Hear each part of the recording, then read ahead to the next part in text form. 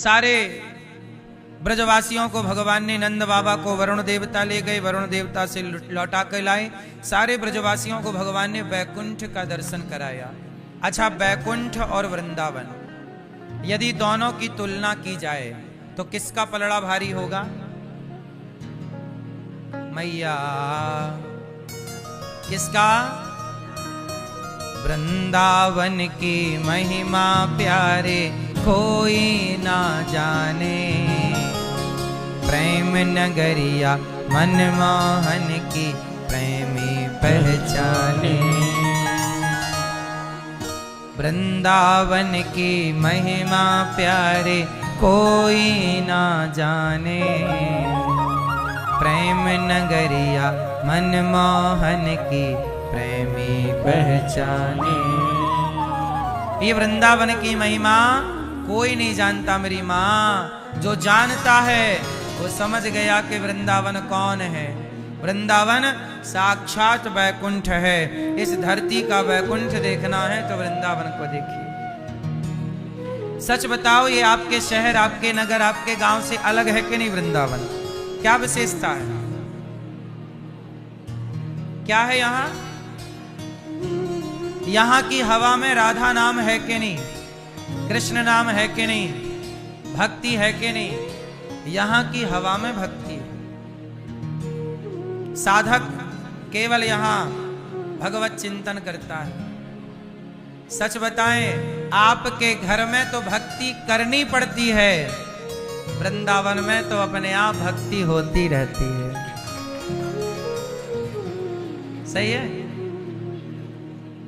आपके घर में, आपके शहर में तो कभी कभी कथा होती है, कहीं कहीं से कोई कीर्तन भजन करता है। यहाँ तो जहां जाओ, ना चाहो तो भी आपके कानों में भगवान का नाम पड़ेगा। रिक्शा वाला भी साइड मांगता है तो क्या बोलता? मैया राधे। हट जाओ नहीं बोलता, राधे।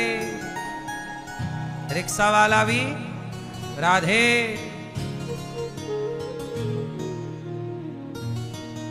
तो ये वृंदावन के वृक्ष को मर्म न जाने कोई, डाल डाल और पात पात में राधे राधे होय। यहाँ भगवान की चतुर्थ पटरानी आज भी हैं, जिन्हें यमुना मैया कहते हैं। यमुना जी भगवान की चौथी पत्नी है और वो आज भी हैं। तो वृंदावन में आज भी निधि वन है, जहां भगवान आज भी रास रचाते हैं। आज भी भगवान का हम लोग वृंदावन में ऐसा अनुभव करते हैं कि प्रभु की गोद में हैं हम। ये वृंदावन मतलब जो हैं सब प्रभु की गोद में हैं। वृंदावन से दूर होते हैं तो ऐसा लगता है कि भगवान से दूर हो गए, और वृंदावन आते ही ऐसा लगता है कि प्रभु की गोद में आ गए। ये विशेषता है। अब आप लोग तो देखो, बिहारी जी ने कृपा की 7 दिन के लिए आपको बुलाया और आप आए, पर आप लोग आते रहिएगा। वृंदावन को विसारिएगा मत, भूलिएगा मत। धाम 4 चीजें हैं, नाम, रूप, लीला, धाम। या तो भगवान के नाम का आश्रय ले लो, श्रीमन नारायण श्री कृष्ण राधा राधा कृष्ण कृष्ण। नाम जपो, नाम।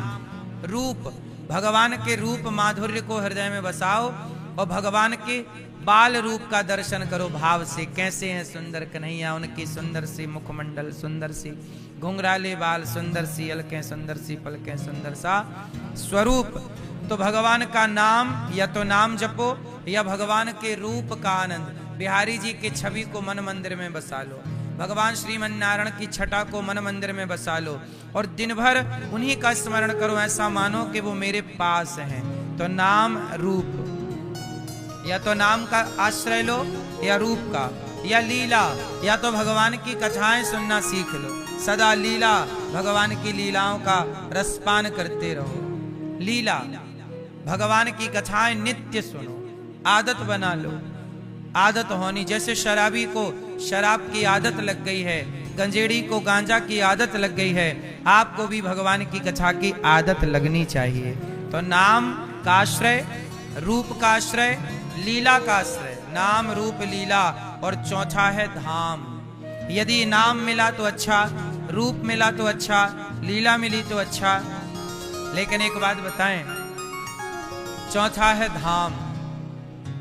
नाम कई बार भगवान का छूट जाता है, रूप का ध्यान भी कई बार भूल जाता है, लीलाओं का कथाएं सुनने का भी क्रम बन नहीं पाता, लेकिन धाम मिला तो धाम में तो है। अब देखो हम भजन करें ना करें, पर धाम तो है ही ना, ये धाम में बैठे, चाहे हम भक्ति करें ना करें, पर धाम तो मिला मिलाया है।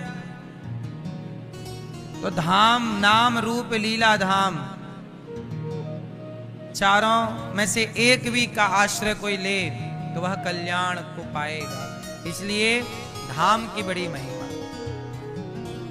मरना भला है दूर का, कहां मरो, कहां मरो, मरना भला है दूर का, जहां न अपना कोय, पशु पक्षी भोजन करें, कोट यज्ञ फल होए। पहले के लोग कहते थे घर पे ना मरो, कहां मरना चाहिए, घर पे मरोगे घर वाले मरने ही नहीं देंगे, घर वाले मरने नहीं देते। आप मरने के लिए तैयार पड़े हैं कि गांव वाले, घर वाले, परिवार वाले आएंगे और आपको हिलाएंगे, पहचानो पहचानो हमें पहचानो। कोई कंधा पकड़ के, कोई हाथ पकड़ के, कोई पांव पहचानो हमें पहचानो, हमें हमें सब लोग यही कहते हैं हमें पहचानो।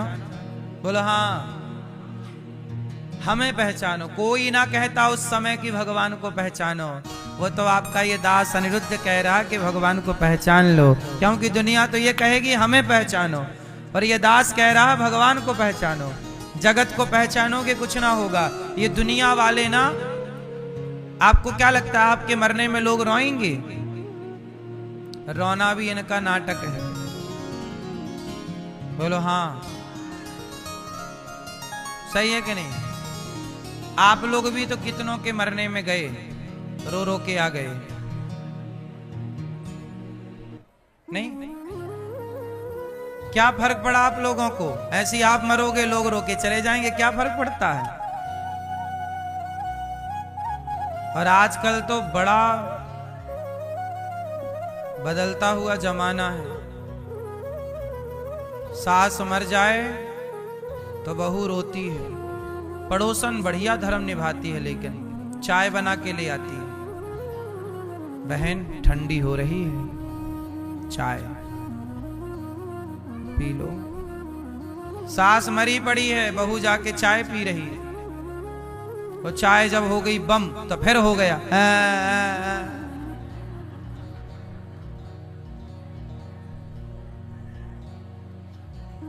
सही है कि गलत है?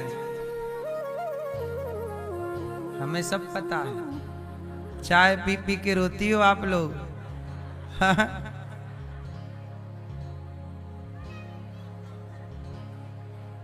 सही है, ऐसा होता है कि नहीं? आदमी मरा पड़ा है, लोग चाय पी रहे हैं, पड़ोसन ले आई अदरक वाली चाय, बहन तेरी सास मरी है अदरक वाली लाई हूं, मेरी वाली मरेगी इलायची वाली लाना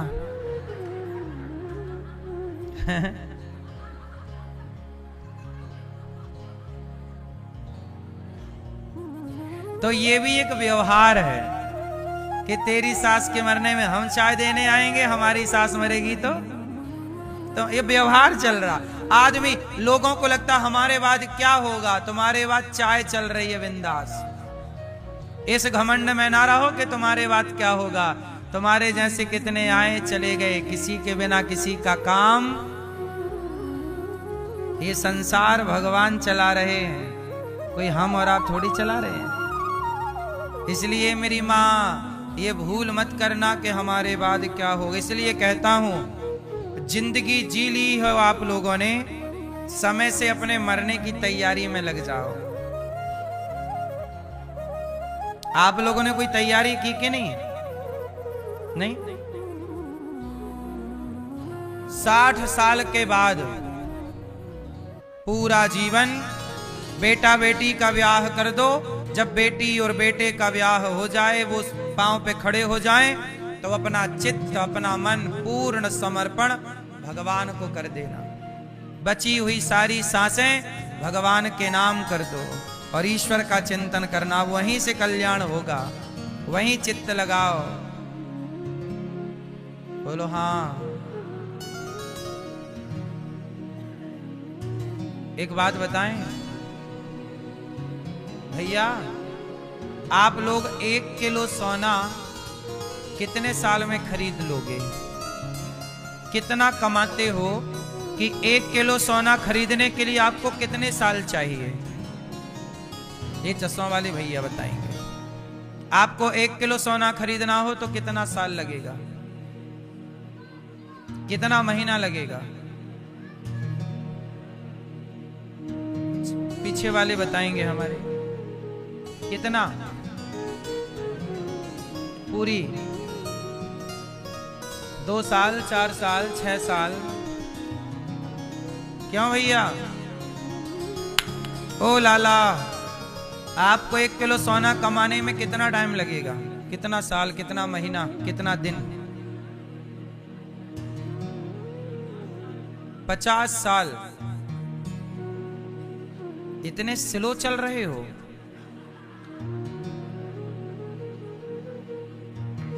सुनो, शोर ना करो, जो समझा रहे हैं वो समझो। 1 किलो सोना कमाने में आपके इन भैया ने बताया 50 साल लगेंगे।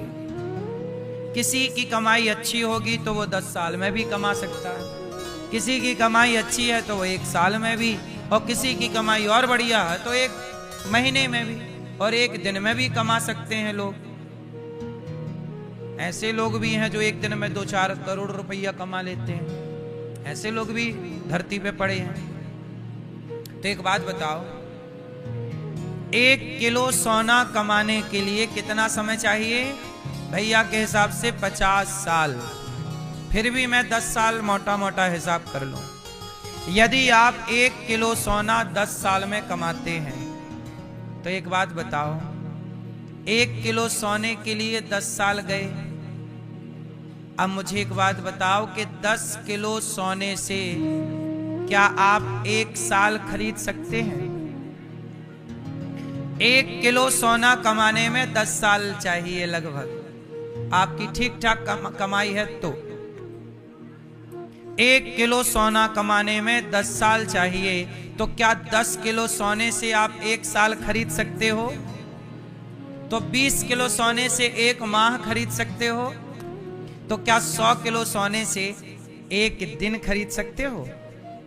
कि यमराज जी 100 किलो सोना ले लो और 1 दिन की जिंदगी वापस दे दो। हमारे टाटा जी, जिनके पास हजारों करोड़ की दौलत थी, वो चाहते तो 2-4 साल खरीद लेते, लेकिन उन्हें भी 1 मिनट ना मिला और वो अपना जिंदगी का कार्यकाल पूरा करके।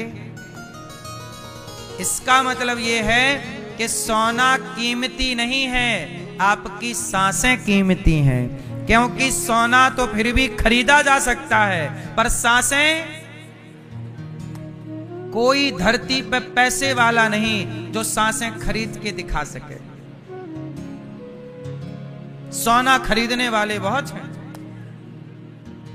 सोना खरीदा जा सकता है, हीरा खरीदा जा सकता है, कोहिनूर खरीदा जा सकता है, पर सांसें, इसलिए मेरी मां अनमोल सांसें हैं। इसलिए कहता हूं कि बचा हुआ जीवन, बची हुई सांसें, एक एक सांस करोड़ों की है आपकी। प्रत्येक सांस भगवान के चरणों में समर्पित हो, हर सांस प्रभु के स्मरण में जाए, हर क्षण भगवान के चिंतन में लगे। वही धन है। जो समय भगवान को आप देते हैं वही समय दौलत बन जाता है। मीराबाई क्या कहती हैं?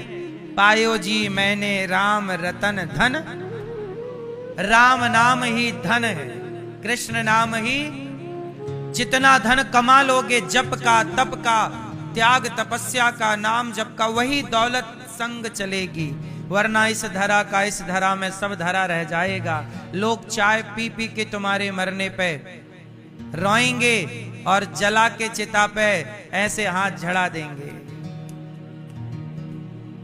बोलो हाँ, चिता पे जलने के बाद लोग हाथ झड़ा के चले आएंगे। तुम्हारे जैसे कितने शमशान की राख बनके उड़ गए, हाँ या ना? इसलिए मेरी मां, पुण्य की कमाई कर लेना, भगवान से प्रेम कर लेना, दौलत यही है। भगवान श्री कृष्ण आज सारे ब्रजवासियों को वैकुंठ का दर्शन कराते हैं और यमुना के तट पर खड़े होकर बांसुरी बजाते हैं। निशम्य गीतम तदनंग वर्धनम ब्रजश्रियः कृष्ण गृहीत मानसा आजग्मुरन्योन्यमलक्षितोद्यमा सयत्र कांतो जवलोल कुंडला।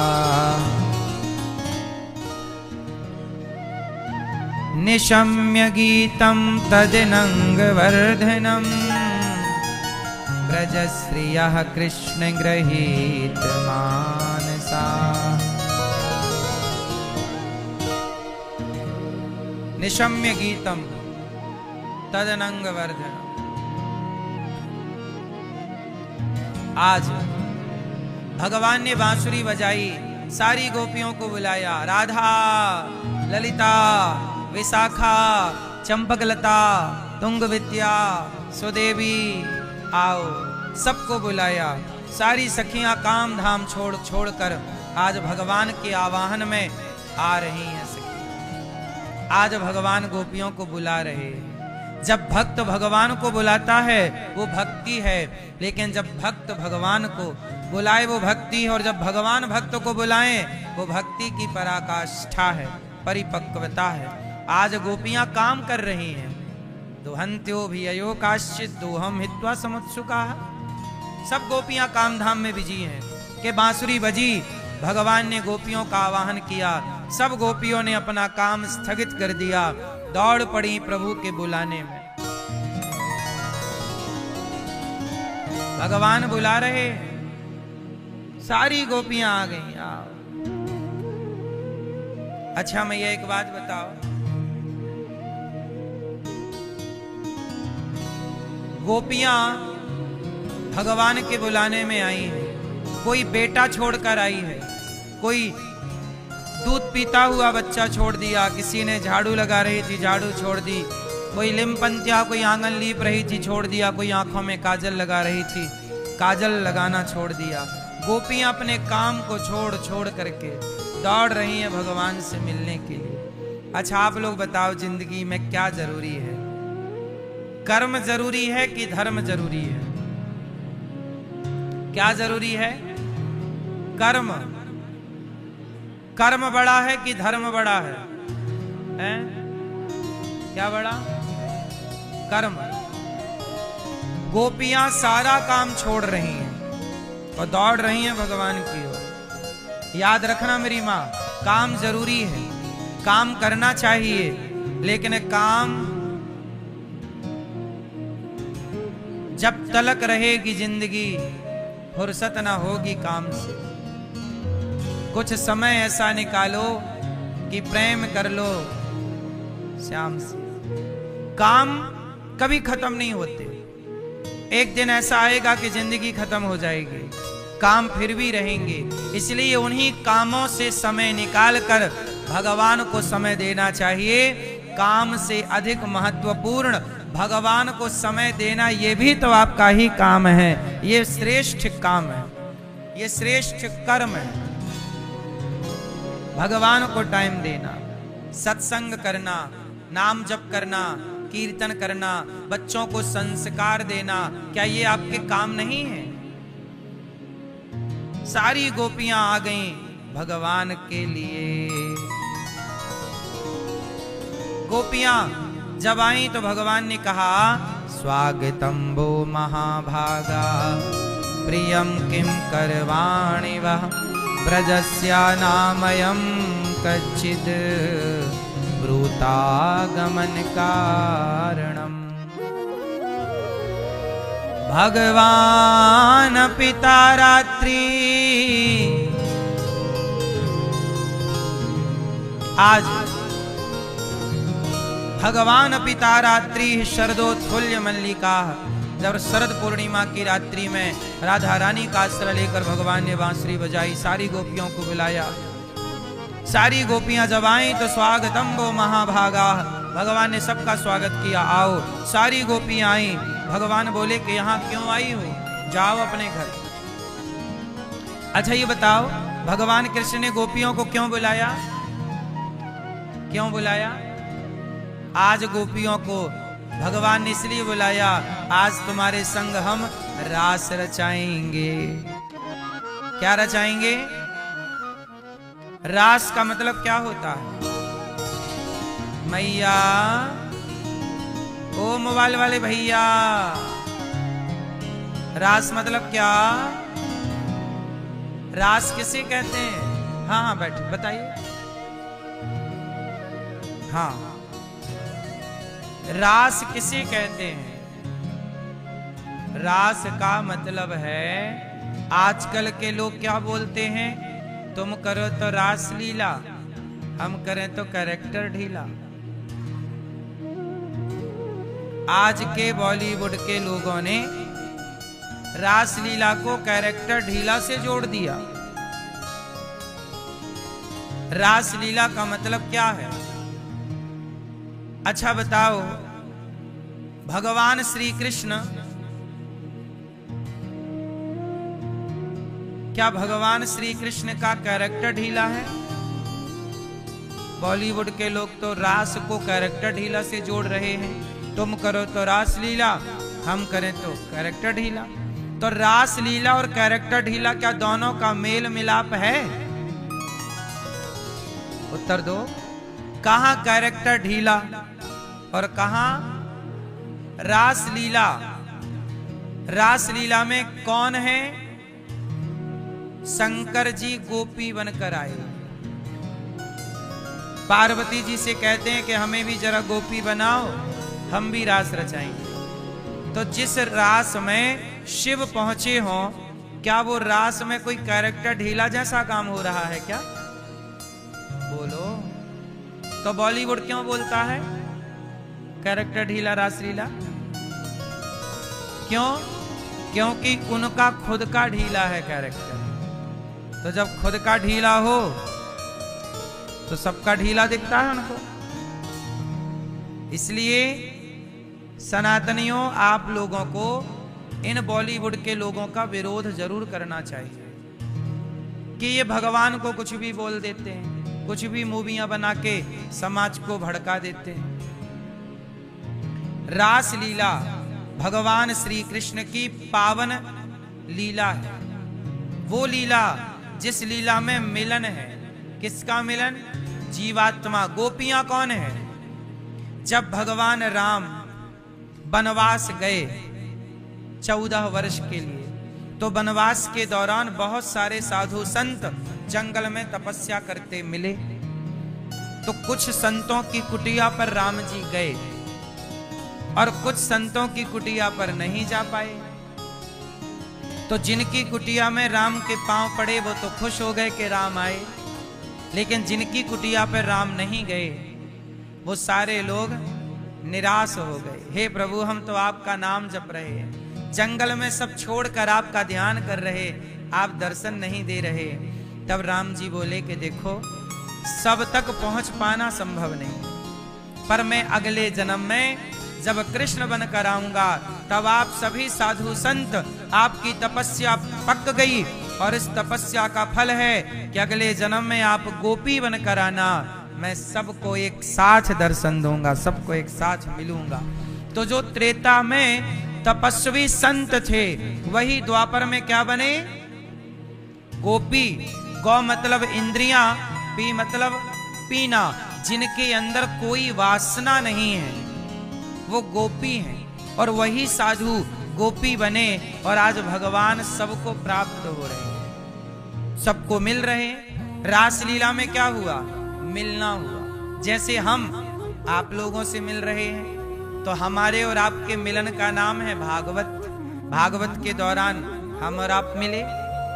जब एक नेता आपस में मिलते हैं तो उस नेताओं के मिलन का नाम रखा गया G20 मिलन समारोह।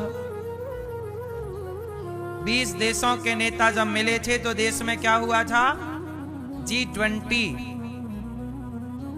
तो उस मिलन में नेता एक दूसरे से मिले, इस मिलन में हम और आप एक दूसरे से मिल रहे हैं, और जिस मिलन में भक्त और भगवान मिले उस मिलन का, उस प्रोग्राम का नाम रखा गया रास। जैसे नेताओं के मिलन का नाम रखा गया G20। बोलो हाँ। हमारे और आपके मिलन का नाम क्या है? हम लोग किसके माध्यम से मिले? भागवत जी। तो इस मिलन का नाम भागवत। चलो भागवत सुने आए तो मिल आए, वही बात है। ऐसे ही मिलना हुआ किसका? भक्त और। तो जन्म जन्म के जो सतयुग के, त्रेता के, द्वापर के, कलयुग के जो भक्त हैं, अब जैसे आज कलयुग चल रहा है, इस कलयुग में एक महिला हुई मीराबाई, राजस्थान की पावन माटी से मीराबाई। अच्छा एक बात बताओ, मीराबाई कलयुग में हुई और कलयुग में उन्होंने भगवान से प्रेम किया, तो अब भगवान मीराबाई को उस तरह से कम मिलेंगे। तो सत्य कलयुग में उन्होंने प्रेम किया तो भगवान ने उन्हें पहले अपने धाम में बिठा लिया कि यहां आओ। अब आएगा कलयुग के बाद कौन सा युग आने वाला है? कलयुग के बाद क्या आएगा? सतयुग। फिर सतयुग खत्म होगा, फिर द्वापर, फिर द्वापर के बाद फिर त्रेता, सतयुग, त्रेता, फिर द्वापर आएगा। तो द्वापर जब आएगा तो भगवान फिर कृष्ण अवतार लेंगे और फिर 3 युग के, कलयुग, सतयुग और त्रेता, इन 3 युगों में जो भक्त भगवान को भज रहे थे, जिनसे प्रभु नहीं मिल पाते, उनको इकट्ठा भगवान द्वापर में करते हैं और उनके संग कभी रास रचा करके उनकी कामनाएं पूरी करते हैं। और जैसे